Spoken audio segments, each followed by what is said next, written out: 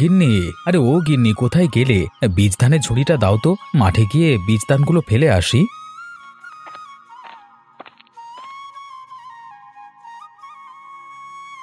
আসছি বাবা, আসছি। তা তুমি এই ভোরবেলা মাঠে যাবে, কিছু খেয়ে গেলে হতো না? না গিন্নি, এসো এসো, খাবো। এখন বীজ ধান রোপণের উত্তম সময়, রোদ উঠে গেলে আর রোপণ করা যাবে না। ঠিক আছে, যাও তবে। আমি বরং এদিকে রান্নাটা সেরে ফেলি, ওদিকে ননি আর বাবলু আবার স্কুলে যাবে।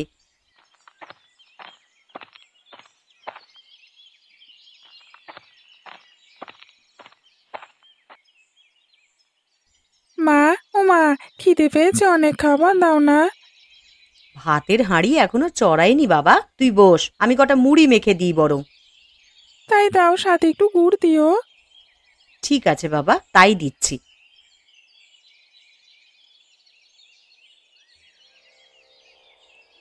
এই নে বাছা, মুড়িগুলো খেয়ে নে, আমি গিয়ে ভাত চড়াই। এদিকে ননিটা যে কোথায় গেল, সকালে যে আমাকে একটু সাহায্য করবে তা না, ভোর হতেই পাড়ায় পাড়ায় ঘুরে বেড়াবে। ননিবালা, ও ননিবালা, কোথায় গেলি রে? দিদিকে ঘোষেদের আম বাগানে দেখে এসেছি মা।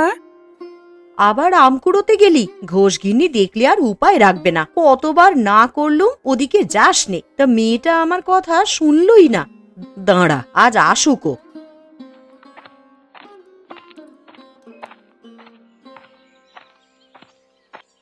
সে কি দিদি, তুমি এতক্ষণে এলে? মা ডেকে ডেকে সারা হচ্ছে। মা ডাকছিল বুঝি? তা বলে দিসনি তো যে আমি ঘোষের বাগানে গিয়েছিলাম? না দিদি, বলিনি। তা আম পেয়েছো? পেয়েছি রে, তবে বড় হয়নি, কেবল তো চৈত্র মাস শুরু হলো, এক্ষুনি কি আর আম বড় হবে? বেশ, তবে মুড়িগুলো খেয়ে আম খাবো কেমন? খাবি খন, এখন দে তো আমাকে এক মুঠো মুড়ি। মা, ও মা, কি রে, আবার কি হলো? দিদি আমার সবগুলো মুড়ি খেয়ে নিয়েছে। ও বাড়ি ফিরেছে? দাঁড়া, আমি আসছি। সে কি রে, তুই মাকে বলে দিলি সব? দাঁড়া, আজ আমি তোকে আম খাওয়াচ্ছি।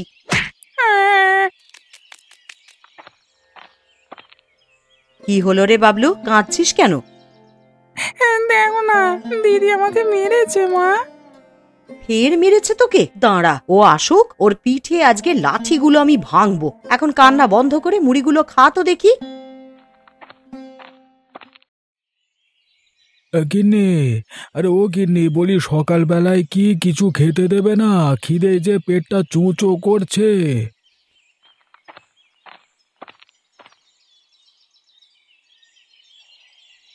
আসছি বাবা, আসছি।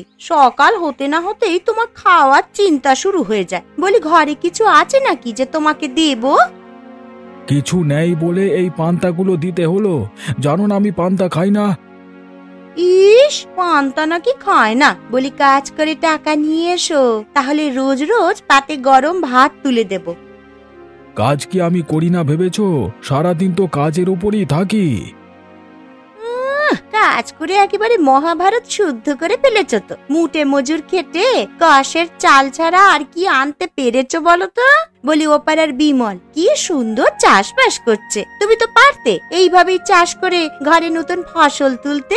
গায়ের সব মানুষ ঘরে ফসল তোলে, আর আমায় তো চেয়ে চেয়ে দেখতে হয়। কি করব গিন্নি বলো? আমার যে চাষের ক্ষেত নেই, কি দিয়ে চাষ করব বলো তো? তো বিমল তো ঠিকই রায়চৌধুরীর কাছ থেকে ক্ষেত বর্গা নিয়ে চাষ করছে, তুমি তা পারো না? সে অনেক টাকা, আর ওনার সব ক্ষেতও বিমলই চাষ করে। আমাকে কি উনি ক্ষেত দেবেন?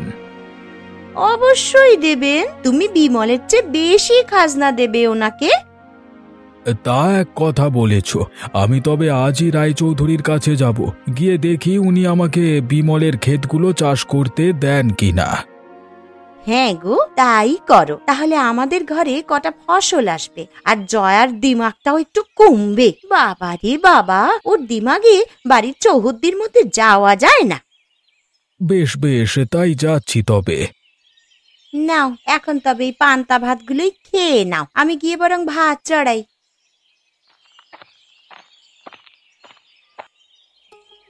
হ্যাঁ রে বাবলু, আজ তুই স্কুলে গেলি না? আজকে স্কুল ছুটি মা, মাস্টার মশাই শহরে গিয়েছে। ও তাই বল, সেই জন্যই সকাল থেকে ননির দেখা পাচ্ছি না।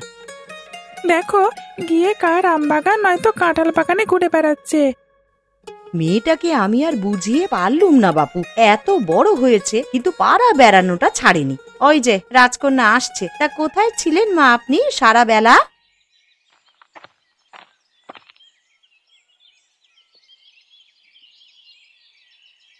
সুভাদের সাথে বিলের ওপারে গিয়েছিলাম মা, ওখানে অনেক কচু গাছ, সেখান থেকে কটা কচুর মুখি তুলে নিয়ে এসেছি। সে কি কথা রে, তুই বিল পাড়ে গিয়েছিলি? কতবার না বললাম গায়ের বাইরে না যেতে, তুই কি আমার কথা শুনবি না রে মেয়ে? গায়ের বাইরে কই মা, বিলটা তো আমাদের গায়েরই। তা এখন এতগুলো মুখি নিয়ে আমি কি করব বলতো? রান্নার জন্য কটা হলেই তো হবে। বাকিগুলো বাড়ির আঙিনায় পুঁতে রাখো মা, ওগুলো থেকে গাছ হলে কচু শাক খাওয়া যাবে। ঠিক বলেছিস বাবলু, তাহলে আমাদের আর তরকারির অভাব হবে না। ইস, ওসব কচু শাক আর লতি দিয়ে বুঝি সারা বছর খাওয়া যাবে? আমরা না খেলাম, বিক্রি করে তো অন্য তরকারি কেনা যাবে, তাহলে বাবার ওপরে চাপটাও কম পড়বে মা। এত বাপ ভক্ত মেয়ে হলে ভালোই হতো, মাঝে মধ্যে যে এই বুদ্ধিগুলো কোথায় যায় তোমার? নাও এবার এই মুখিগুলো তুলে নিয়ে এসো। আর বাবলু, তুই ঘর থেকে কোদালটা নিয়ে আয় তো। মুখিগুলো সত্যি বুনবে মা? হ্যাঁ রে, এই মরশুমে কচু বুনলে ভালো ফসল হবে। কথায় আছে, কচু বুনলে ফাগুনে ফলন বাড়ে দ্বিগুণে।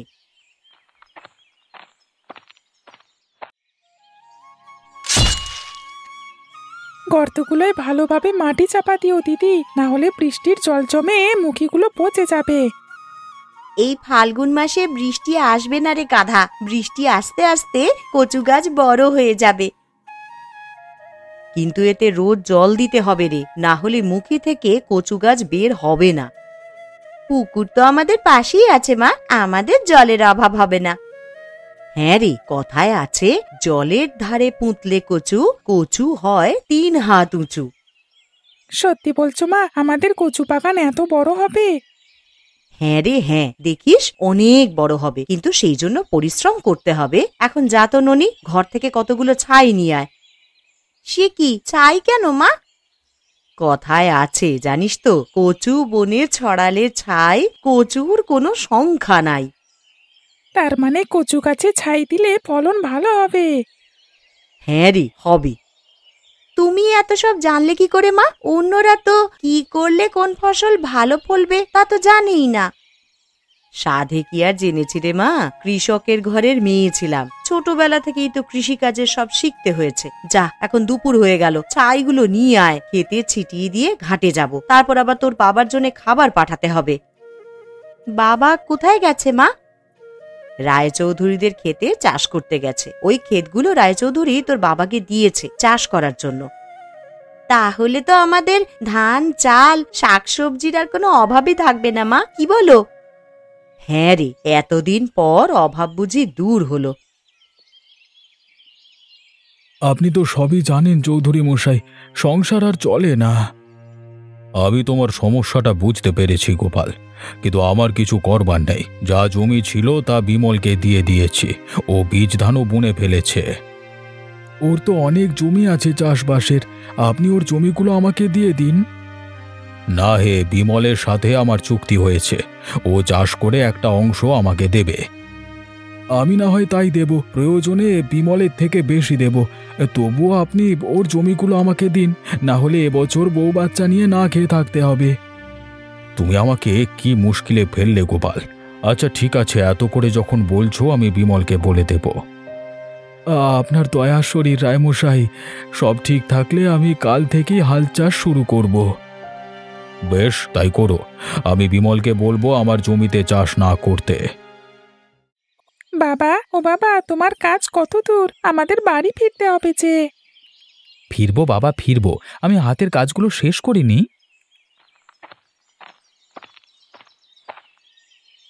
কি হে বিমল, কি করছো? এই তো বীজ ধান খেতে ফেললাম কেবল, এখন সার দিচ্ছি। বেশ বেশ ভালো, আমার তাহলে সুবিধাই হলো। তোমার সুবিধা হলো মানে? আমি চাষ করলে তোমার কেন সুবিধা হবে? ও, এখনো খবর পাওনি তুমি? রায়চৌধুরী যে জমিগুলো আমাকে দিয়ে দিয়েছে চাষ করতে। কি বলছো কি? রায়মশাই তোমাকে জমি দেবে কিভাবে? ওনার জমি যে আমি চাষ করছি। আরে সেগুলোই দিয়েছে, তোমাকে উনি আর জমি দেবে না, বুঝলে? তুমি আমার সাথে রসিকতা করছো গোপাল দাদা? জমি জমা নিয়ে রসিকতা করা ঠিক না। আরে রসিকতা মনে হলে রায়চৌধুরীর কাছে যাও, তিনি তোমাকে সব বলে দেবেন। বেশ, তবে যাচ্ছি আমি। বাবা, ও বাবা, কোথায় যাচ্ছ তুমি? আমিও যাব তোমার সাথে।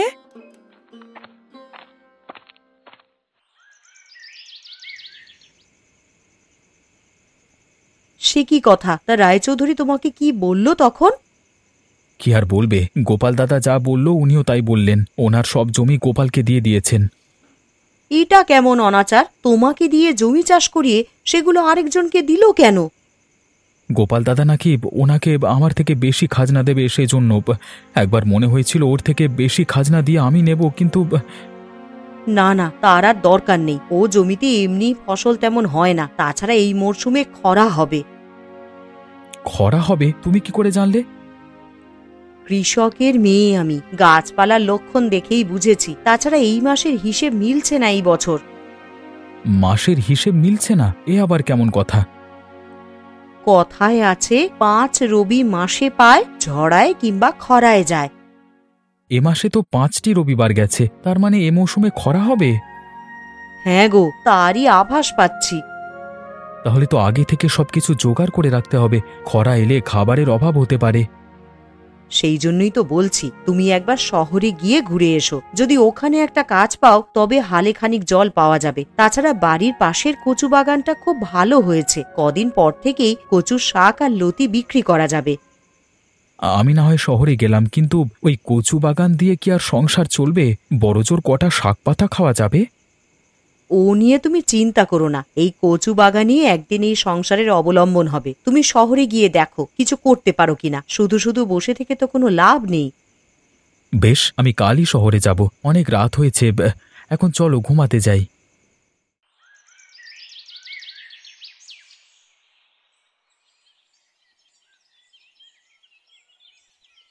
আমি যাই গিন্নি, তোমরা সাবধানে থেকো।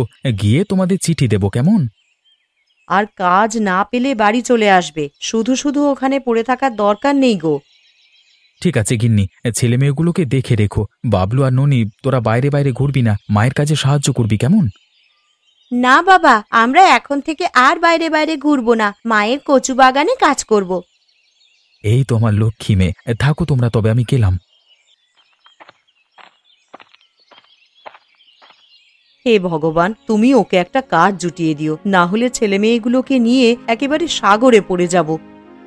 তুমি চিন্তা করো না মা, দেখবে বাবা ভালো কাজ পাবে, আর আমাদের কচু বাগান থেকেও অনেক টাকা আয় হবে। হ্যাঁ রে, কচু বাগানে যে অনেক কাজ বাকি আছে এখনো, সকাল থেকে জল দেওয়া হয়নি। তাই যা মা তোরা, বৃষ্টি বাদলার তো দেখা নেই। পুকুর থেকে জল তুলে কচু গাছগুলোতে দিয়ে গিয়ে আমি তোদের জন্য দুপুরের খাবার রান্না করি বরং। চলো দিদি, কাজে লেগে পড়ি। রোদ উঠতে শুরু করেছে, এক্ষুনি জল দেওয়ার উত্তম সময়। বাবলু, আমি বাগানে নিড়ানি দিচ্ছি, তুই ঘাট থেকে জল নিয়ে আয়, গাছগুলোতে জল দিতে হবে। কালই না জল দিলাম দিদি, এর মধ্যে আবার জল কেন? আরে দেখছিস না কচু পাতাগুলো কেমন হলুদ হয়ে যাচ্ছে? এখন জল না দিলে কচু গাছগুলো মরে যাবে যে। হ্যাঁ রে দিদি, তাই তো দেখছি। তুই কাজ কর, আমি এখনই জল এনে কচু গাছে দিচ্ছি। বাবলু, এই বাবলু, দেখে যা এখনই। কি হয়েছে দিদি? দেখ দেখ, কচু গাছে লতি ধরেছে। তাই তো দেখছি, আমাদের কচু গাছে লতি এসেছে। আরে দেখ দেখ, অন্য গাছগুলো তো লতি ধরেছে রে। হ্যাঁ রে, ছোট বড় সব গাছে লতি ধরেছে। দাঁড়া, আমি মাকে ডেকে আনছি। মা, ও মা, কোথায় গেলে?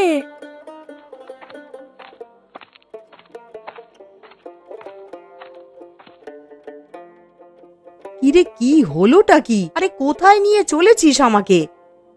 একটিবার আমার সাথে এসো মা, দেখে যাও কি হয়েছে। কি হয়েছে ননি? কি দেখেছিস তোরা? মা, কচু গাছে লতি ধরেছে। তাই তো রে, আরে এগুলো তো কদিন পরই তোলা যাবে। তখন আমরা ওগুলো বিক্রি করব মা। তাই করতে হবে রে, ঘরে চাল নেই, এই লতি বিক্রি করে কটা চাল কিনতে হবে, কিন্তু ওগুলো কি লোকে নেবে? অবশ্যই নেবে মা, আর না নিলে আমরা স্টেশনের হাটে নিয়ে যাব, ওখানে শহরের বাবুরা আসে, ওরা দেখে ঠিকই নিয়ে যাবে। বেশ, তবে কটা শাক পাতাও নিয়ে যাস। আর বাবলু, তুই আয় তো আমার সাথে, একবার পোস্ট অফিসে যেতে হবে, তোর বাবার কোনো চিঠি আসলো কিনা একবার দেখতে হবে রে। চিঠি আসেনি মা, আসলে পোস্টমাস্টার দিয়ে যাবে বললো। কি যে হলো লোকটার, এতদিন হয়েছে শহরে গেল, এখনো একটা চিঠি পাঠায়নি, কাজ না পেলে তো ফিরে আসবে। বাবার কোনো বিপদ আপদ হলো না তো মা? এতদিন যোগাযোগ না করে থাকার মানুষ তো তিনি নন। সেই চিন্তাই তো করছি রে মা, বিধাতা যেন কোনো বিপদ আপদ না দেয়। নে এখন চল, তোরা হাত মুখ ধুয়ে স্কুলে যা, অনেক দিন স্কুল ফাঁকি দেওয়া হয়েছে, বাবা জানতে পারলে কিন্তু খুব রাগ করবে। ননি, ও ননি, কোথায় গেলি মা? তাড়াতাড়ি আয় তো এদিকে। একটা ব্যাগ নিয়ে এসেছি মা, ফেরার পথে তো চাল ডাল কিনে নিয়ে আসতে হবে। তা ভালো করেছিস মা, কিন্তু এই লতি বিক্রি হবে কিনা কে জানে। প্রথম দিনেই এতটা হতাশ হচ্ছ কেন মা? গিয়েই দেখি না কি হয়।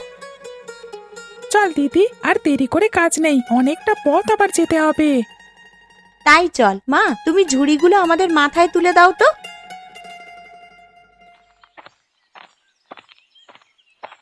ছেলে মেয়েগুলো হাটে গেছে, যাই এই সুযোগে ঘরের কাজগুলো সেরে রান্নাটা শুরু করি, ওরা আসলে আবার খেতে দিতে হবে। গিন্নি, ও গিন্নি, কোথায় গেলে? দেখো আমি এসেছি। সে কি গো, এতদিন পর তুমি কোথা থেকে এলে? আমরা সেই তোমার যাওয়ার দিন থেকে চিন্তা করছি।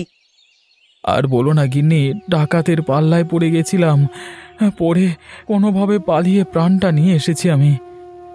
সে কি কথা, কি হয়েছিল গো? শহরে গিয়ে এক মহাজনের ওদিকে কাজ নিয়েছি।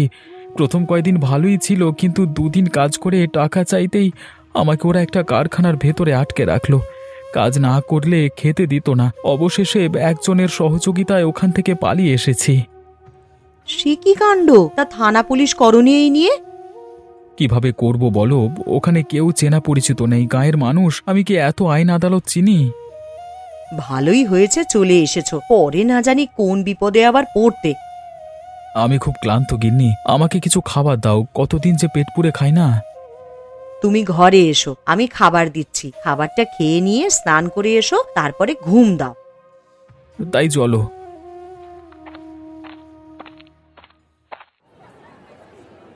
মা গো মা, হাটে এসে যে একটা জিনিস কিনবো সেই উপায়ও নেই, সব জিনিসের দামই যে আগুন। কিনবে কিভাবে মাসি? খরায় যে এবছর ভালো ফসল হয়নি, তাই তো সব জিনিসের দাম এত বেশি। তা শাক পাতা যে খাবো সেই উপায়ও নেই রে মা, মাঠে ঘাটে ঘুরে একটু শাক পাওয়া যায় না। আমরা কচু শাক নিয়ে এসেছি, এগুলো কিনে নাও। তাই কিনতে হবে দেখছি। তা দাম কত কচুর আঁটির? বেশি নয়, কচুর শাক 5 টাকা আর কচুর লতি 10 টাকা। তাহলে আমাকে ওই 1 আঁটি করে শাক আর 1 আঁটি লতি দে তো মা। এই নে মা, তোর টাকাটা ধর।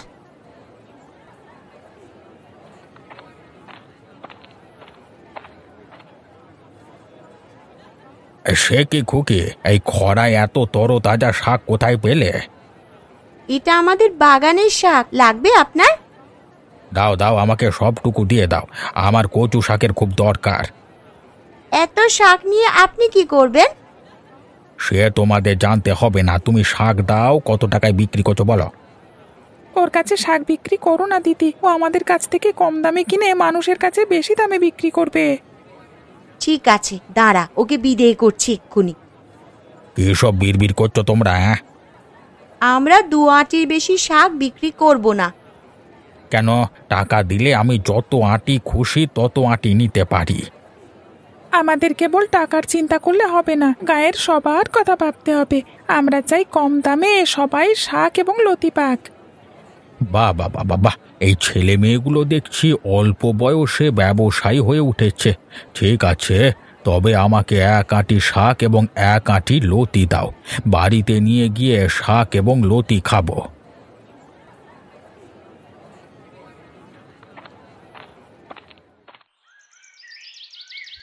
সন্ধে হয়ে এলো, ছেলেমেয়েগুলো এখনো তো ফিরলো না গিন্নি। আরে ফিরবে ফিরবে, এতগুলো শাক নিয়ে গেছে, বিক্রি করতে তো সময় লাগবে। ওই তো ওরা আসছে।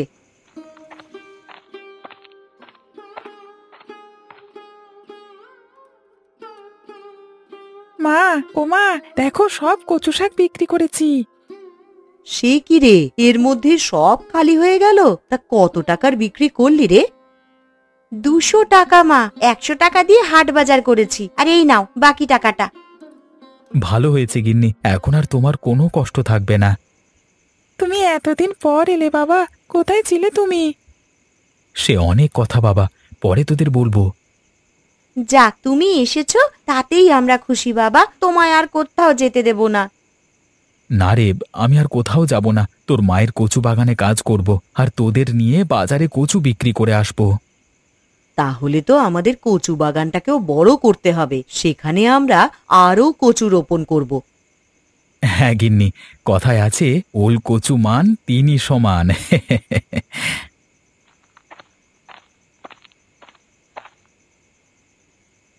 বউ, ও বউ, বাড়ি আছো? কে কে এলো? আমরা বড় বিপদে পড়ে তোমার কাছে এসেছি। আরে কি বিপদ গো গোপাল দাদা? রায়চৌধুরী জমি করে শুনলাম খুব সুখে আছো। আর সুখ রে, ওই জমি আমার সব কেড়ে নিয়েছে। টাকা পয়সা সব ওই জমিতে ঢেলেছি, কিন্তু খরায় একটা ফসলও পাইনি। যাক, খরাটা তাহলে তোমাদের উপর দিয়েই গিয়েছে। ক্ষেতগুলো আমরা চাষ করলে আজ না খেয়ে থাকতে হতো। আমরা না খেয়েই আছি রে বউ, আমাদের কষের চাল দে না। চাল সে তো অল্প কিনে আনলাম, তা আমাদের কয়েকদিনই যাবে কেবল। দিয়ে দাও গিন্নি, ওখান থেকে কিছুটা দিয়ে দাও। তোমার বাগান থেকে কচু শাক বিক্রি করে আমরা আবার চাল ডাল কিনবো। বেশ, এই নাও। বাঁচালি বউ, আমাদের বড় বাঁচালি, না হলে মেয়েগুলো না খেয়ে থাকতো রে। এই চাষি বউ থাকতে কেউ না খেয়ে থাকবে না। দাঁড়াও, কটা কচু শাক নিয়ে যাও। শুধু শুধু সেদ্ধ চাল কিভাবে খাবে? যাক বউ, কচু বাগানটা করে খুব ভালো করেছো। তোমার মতো চাষি বউ সবার ঘরে থাকা দরকার গো। আমি তো ফেঁসে গেছি। হ্যাঁ গো, এখন থেকে আমিও ওর দেখা দেখি কচু বাগান করব।